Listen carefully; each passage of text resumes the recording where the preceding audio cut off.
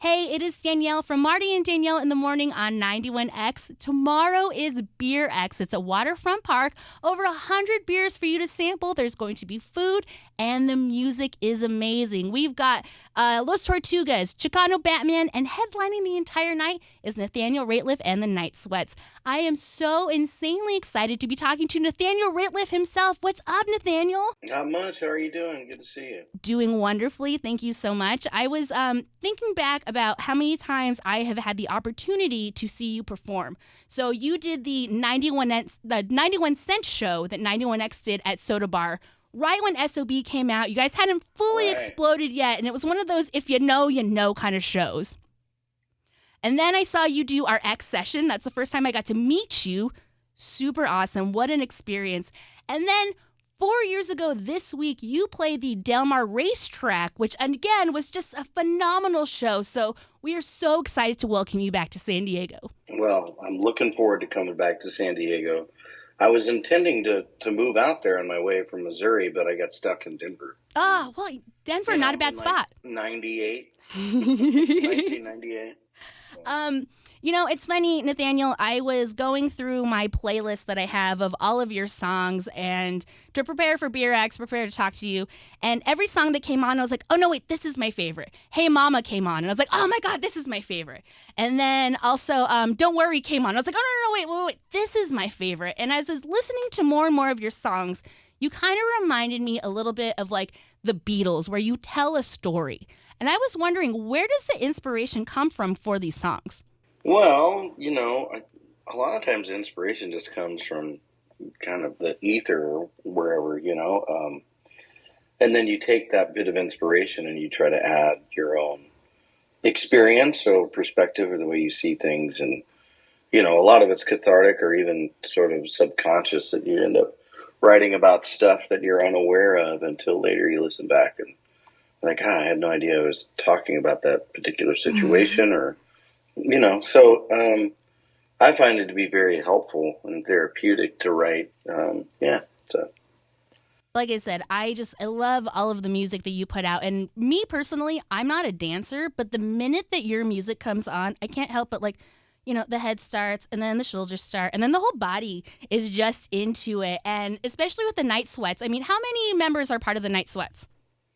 There's 8 of us in the band, so 5 in the rhythm section, including myself, and then 3 horn players. So, how did all of that come together? Did you pick out the band yourself? Are there rotating members? Well, like Joseph Pope III, Joseph and I have been playing together for over 20 years and moved. We grew up in the same small town in Missouri, and so moved out west together, and we had already had a band. So really kind of my entire musical life has been with Joseph, with the exception of being a kid and playing in church. And then Patrick Meese joined us somewhere along the way playing drums. And then Mark Schusterman started to fill in on keys. And that was for back when I was doing solo stuff. And then eventually, just kind of the usual suspects around Denver. Andy Wild I called him when I first had the idea for the Night Sweats, and it was just recording demos in my attic. And he came over when I had written Look at Here, which was the first song I wrote for the Night Sweats project. And he brought over a trumpet player who was with us for a little bit, and we laid down horns for it. And so, they just kind of, and then, over time we met Jeff Daisy. He was playing with Leon Bridges for a while. And then eventually Leon was doing some other stuff and we swooped in and stole Jeff, and he's been with us ever since. And then Jeff brought on Daniel Hardaway to play trumpet. But we've had multiple trumpet players throughout the years too. So yeah. Like I said, all of you guys together, it's just this amazing energy that comes together on stage and is really infectious to the entire crowd. We have BeerX going on tomorrow. I know that you guys have roots in Colorado, Denver specifically, and there's this fun, rivalry between Denver and San Diego when it comes to craft beer. We are the capital of craft, but Denver has the Great American Beer Festival, and there's amazing beer coming out of Colorado. If you had to pick one craft beer to drink for the rest of your life, what would that beer be? Ooh, I'm not really a craft beer person. I'm more like a, just like a Pilsner, like, or like like a German Pilsner or a Mexican Yeah. Pilsner. Mm-hmm. So that's usually, where I would go to. And I actually don't drink much beer in Denver, with the exception of like maybe a sour on the occasion. Dude, you're down for the sours? We've got some great I sours like here the in San sours, Diego. yeah. So, I mean, if Yeah. you were to, let's say, if we were going to make Nathaniel Rateliff and the Night Sweats into a beer style, would it be a sour? Would it be a pilsner? Would it be a stout? Well, that's the funny thing, because we have a thing that we do, even though I haven't been partaking lately, um, called the usual, meaning like the usual, which is a beer and a shot. Yeah. So you would have to like have that sort of, maybe equip the can with a little side shooter or the bottle, and then maybe that's what we would do. But it would probably, I think most of the guys are, if we're drinking beers, it's like a Mexican beer or a Sapporo or something like that. So, I hear yeah. ya. We've Or got, Miller Lite. I think that's pretty common. So. I mean, why mess with the good stuff, right? Also, talking about Colorado and Denver, I saw that you guys sold out 2 nights at Red Rocks. How does that feel? That's pretty good. It seems to be, with the exception of the pandemic, which we technically sold that show out too, that I did as a solo project, even though they only allowed 175 people in at the time. But We don't need to know that number. It's okay. yeah, but You it was sold a it sellout out. all 5 nights. So yeah.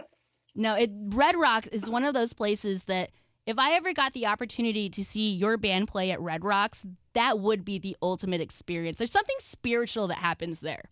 You just have to come one of these years. It's kind of it's our, for us, it feels like it's the end of the year, but then we have a holiday show, and we usually have a bunch of shows in between. So, but I feel like, I always want the touring season to kind of end after the Red Rock shows, but like, even this year we're going right into October, so we have a couple weeks off after the show, but yeah.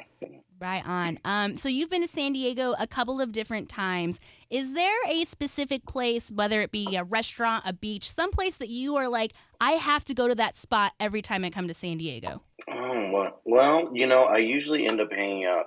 Mark Husterman, our keyboard player, his parents live there, so I end up hanging out there most of the times. Mm-hmm. Um, I got caught in a riptide in Mission Beach and almost drowned. My first time in San Diego ever, like What? in 1999, Mm-hmm. probably. What happened? hmm Well, I was still, like a kid fresh out of Missouri, and corn in my ears, and was playing in the waves, and then all of a sudden it was, like, look how big these waves are. This is so cool. And then the next thing you know, I was like, I can't touch. And then we were two and a half hours of like swimming towards the shore and not knowing what we were doing. So, And this Missouri kid was like, what am I doing out here? oh, I thought I was going to die for sure. So, Well, I'm glad that it ended up okay and you came out the other side. yeah, I got rescued by some surfers. So, thank God for surfers. Like I said, I'm just such a fan right now, and I'm trying to remember all of the awesome things that I want to talk to you about. But we do have BeerX tomorrow, and I saw that Paul Simon came out and played a song with you, or you played a song with Paul Simon. How did that happen? So that was for Newport Folk Festival. Paul had never played Newport, so we did a little tribute to him and had some other friends who were at the festival come up and do songs with us. Lucius and Lee Fields, Marcus Mumford, um, yeah, a handful of friends that were going to be there. Courtney Marie Andrews, and then at the end, Paul's retired for 4 years now. So, unbeknownst to the crowd, we had Paul come out and we did Graceland together, and then the Boxer, and then he did Sound of Silence by himself, and it was really beautiful. So it was a pretty amazing, and then also the next day, Brandy Carlisle had a big set with Joni Mitchell, and it was her first time actually playing guitar in front of anyone, and since she had her injury, so yeah. Do you love that opportunity to work with other artists that you maybe didn't intend on, didn't plan that you were going to do something with them? Yeah, I like to, I like to collaborate with especially with friends, and it's the one nice thing about Newport is you get to see a lot of your friends, and it's a really comfortable amount of people in the audience, so it doesn't feel overwhelming like some festivals can. So, who has been your biggest pinch me moment? Oh my gosh, I can't believe that I'm playing music with this person, even if it's just for one song or a little cameo. Boy, I don't know. I've had a lot of those moments, and maybe I just start to take them for granted. Yeah, I think the first time doing anything with Willie was pretty. Oh With Willie Nelson was pretty amazing. The first time I did Farm Aid, and was on the bus and hanging out with him, and I had already become friends with Lucas Nelson, and actually didn't know who he was when we first kind of hit it off, and I was like, it's so familiar, and I just couldn't figure it out. But, yeah. I love that. That was probably the first one for sure. Yeah. Well, I know I've taken up a lot of your time so far. Before I get off of this call with you, and we see you tomorrow at BeerX at Waterfront Park, other than the almost drowning in Mission Beach, what is your favorite memory of San Diego? It was kind of the first time Joseph and I ever really got to go to the ocean as kids together. So that's always memorable. So the ocean is one of those magical places here in San Diego. It sure is. It's a beautiful coastline. So, okay. Nathaniel Rateliff, thank you so much for taking time out of your busy day to talk to me, talk to 91X, and be a part of BeerX. I mean, I would be remiss right now to not tell you this, but I regularly say, and I've said this for years, if there was one person that I could get to sing me to sleep every single night before bed, it is you, sir. It is you, and I would just go off into slumberland while you were singing to me. So, as a fan, this is such a special moment. Thank you so much. Well, thank you for your time, and appreciate you guys supporting us, and for you listening and for playing our stuff. We really appreciate it. So. Absolutely. We will see you tomorrow at BeerX. Tickets are still available at 91x.com. If you want to skip the beer drinking portion, that is totally fine. You can get tickets for $40 starting at 4 o'clock, and you'll get to see Chicano Batman and, of course, Nathaniel Rateliff and the Night Sweats. Thank you so much, Nathaniel, for taking time to talk to us, and you have a beautiful day. You too. My pleasure. Bye. Thank you. 91X.